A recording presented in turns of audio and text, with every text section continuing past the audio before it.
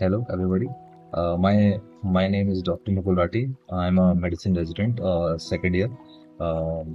मैं करंटली अभी हम अस्पताल में रहते हैं। बारिश का मौसम है तो बहुत सारे सांप को काटने वाले मरीज हमारे पास आते हैं।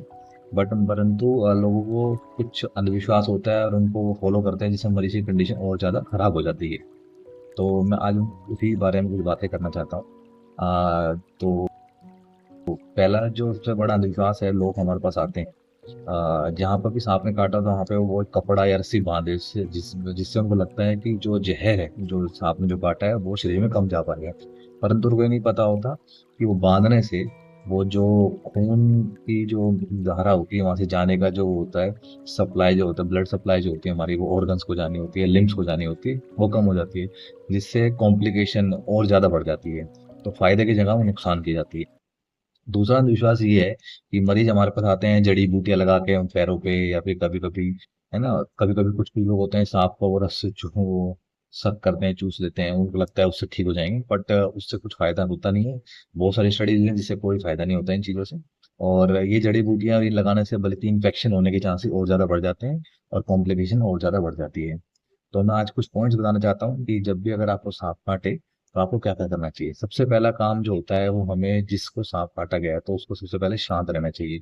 उसको हमें समझाना होता है कि क्योंकि हमारे जो इंडिया में जो अधिकतर सांप होते हैं वो नॉन वेनम्स होते हैं, मतलब वो जहरीले नहीं होते हैं, तो मरीज को ना कुछ होने के चांसेस ज्यादा होते हैं। परंतु घबराने के बाद से उनकी कंडीशन और खराब हो जाती है। दूसरा हमें हमेशा याद रखना है, जो उनके पैर है, जो उनका पैर है उसको वहां पे हमें उनको हिलाना विलाना नहीं है। ज्यादा हिलाने से वो खून का जो भाव है वो बढ़ जाता है, और वो जो वेनमस पार्ट होता है, जो स्नेक बाइट का होता है, वो उस खून में ज्यादा पहुंचने के चांसेस होते हैं।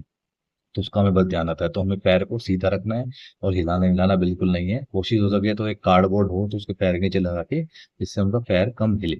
तीसरा हमें है कि मरीज को हमें नजदीकी अस्पताल में लेके आना है, और हो सके तो जिस सांप ने हमें काटा है, हो सके तो उसकी फोटो या फिर कुछ और पहचानने, जिससे हम उसको पहचान सके, जिससे हम डॉक्टर्स को इजी रहता है ट्रीटमेंट करने के लिए। क्योंकि सांप किस टाइप का सांप था, उससे हमें आइडिया मिल जाता है कि मरीज को किस टाइप के सिम्टम्स और किस टाइप का इलाज देना है।